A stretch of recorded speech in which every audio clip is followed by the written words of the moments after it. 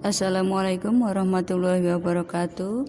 Bertemu kembali dengan Ibu Mawarni dalam materi pembelajaran pendidikan kewarganegaraan. Di pertemuan keempat kali ini, Ibu akan membahas masalah upaya pemerintah dalam menegakkan hak asasi manusia, atau yang sering kita dengar dengan istilah HAM. Upaya pemerintah dalam menegakkan HAM yang pertama yaitu pembentukan Komisi Nasional Hak Asasi Manusia atau sering kita dengar dengan Komnas HAM. Komnas HAM dibentuk pada tanggal 7 Juni 1993 melalui keputusan Presiden nomor 50 tahun 1993. Keberadaan Komnas HAM selanjutnya diatur dalam Undang-Undang RI Nomor 39 Tahun 1999 tentang Hak Asasi Manusia pada pasal 75 sampai dengan pasal 99. Komnas HAM mempunyai wewenang sebagai berikut. Yang pertama, melakukan perdamaian pada kedua belah pihak yang bermasalah. Yang kedua, menyelesaikan masalah secara konsultasi maupun negosiasi. Yang ketiga, menyampaikan rekomendasi atas suatu kasus pelanggaran hak asasi manusia kepada pemerintah dan DPR untuk ditindaklanjuti. Yang keempat, memberi saran kepada pihak yang bermasalah untuk menyelesaikan sengketa di pengadilan.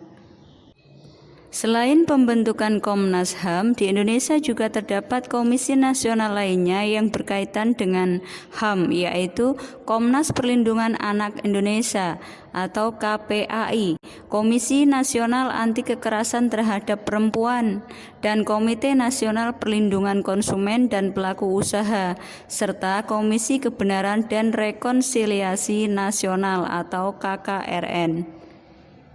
Upaya pemerintah dalam menegakkan hak asasi manusia yang kedua yaitu pembentukan instrumen HAM. Instrumen HAM merupakan alat untuk menjamin proses perlindungan dan penegakan hak asasi manusia. Instrumen HAM biasanya berupa peraturan perundang-undangan dan lembaga-lembaga penegak hak asasi manusia seperti Komnas HAM, Pengadilan HAM, dan yang lain. Upaya pemerintah dalam menegakkan hak asasi manusia yang ketiga yaitu pembentukan Pengadilan HAM. Pengadilan HAM dibentuk berdasarkan Undang-Undang RI Nomor 26 Tahun 2000. Pengadilan HAM adalah pengadilan khusus terhadap pelanggaran hak asasi manusia berat yang diharapkan dapat melindungi hak asasi manusia, baik perseorangan maupun masyarakat. Pengadilan HAM bertugas dan berwenang memeriksa dan memutuskan perkara pelanggaran hak asasi manusia yang berat. Di samping itu, berwenang memeriksa dan memutus perkara pelanggaran hak asasi manusia yang dilakukan oleh warga negara Indonesia dan terjadi di luar batas teritorial wilayah Indonesia. Di pertemuan keempat kali ini, Ibu memberikan tugas untuk Anda semua. Yang pertama, bagaimana keterkaitan antara hak asasi manusia dan kewajiban asasi manusia. Yang kedua, mengapa antara hak asasi manusia dengan kewajiban asasi manusia dalam perwujudannya harus diharmonisasikan.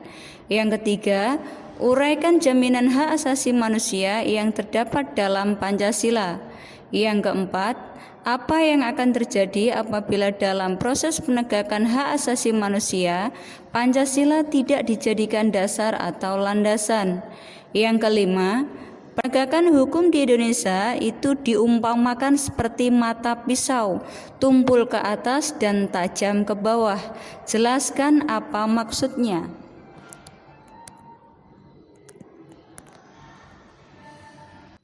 Kerjakan tugas di buku tugas PPKN. Jangan lupa untuk menuliskan nama dan kelas. Ibu rasa cukup untuk pertemuan kali ini. Terima kasih. Wassalamualaikum.